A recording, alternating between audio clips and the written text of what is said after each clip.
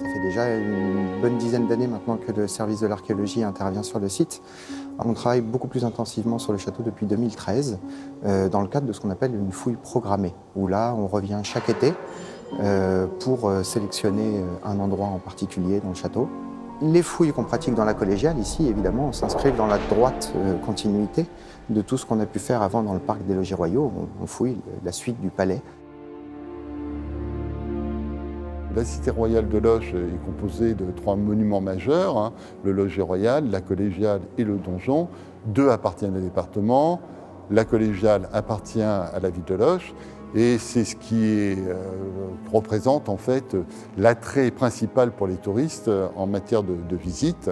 Donc c'est bien ce patrimoine d'excellence et tout ce qui tourne autour et évidemment la recherche archéologique sur les origines est extrêmement importante. Donc nous avons une coopération permanente en fait avec le département sur ce sujet.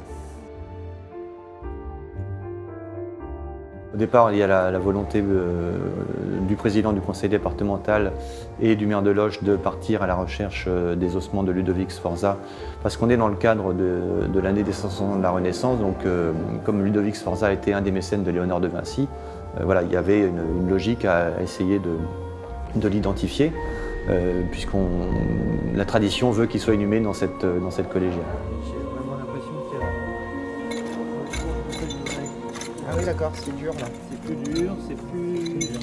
Oui, il devrait être juste là en fait. L'emprise qu'on a choisi d'ouvrir en fait correspond à une des hypothèses de localisation du tombeau de Ludovic Sforza. Les aménagements liturgiques qui correspondent à la collégiale avant la Révolution, on les a retrouvés. Devant tous ces aménagements, on a trouvé déjà désormais 5 sépultures et un caveau.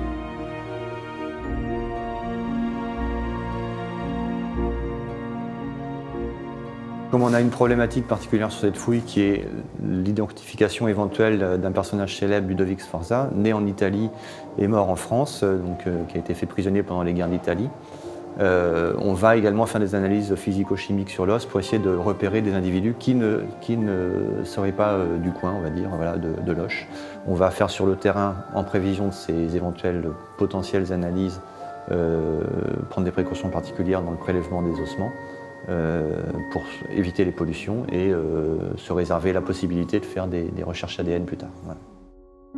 Donc peut-être qu'à l'issue voilà, de l'ensemble de ces analyses, on aurait un individu qui pourrait correspondre au duc de Milan, Ludovic Sforza.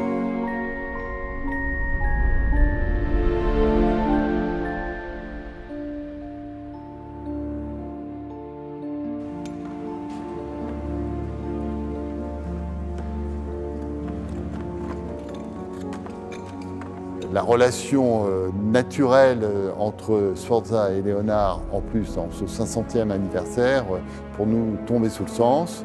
Et c'est ainsi qu'on a eu l'accord de la DRAC pour entamer cette campagne de fouille. Mais s'il n'y avait pas eu la restauration de la collégiale, ça aurait été difficile.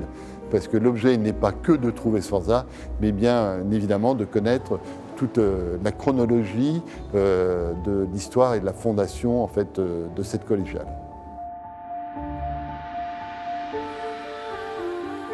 On a une mention de Grégoire de Tours du VIe siècle qui nous dit qu'il y a une église dès le 5e siècle ici. Donc peut-être, avec un peu de chance, qu'on va pouvoir en identifier des éléments et voir des éléments encore antérieurs, peut-être antiques, peut-être gaulois, voire préhistoriques.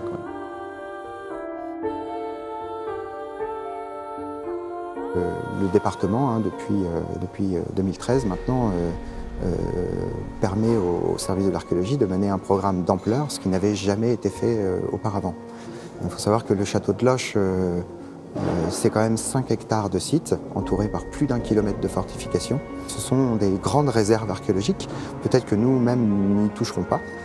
Au cours de notre carrière, on ne sait pas ce qui peut advenir, mais c'est vrai qu'on a des espèces de mini Pompéi médiévaux qui se baladent dans le sous-sol de Loches.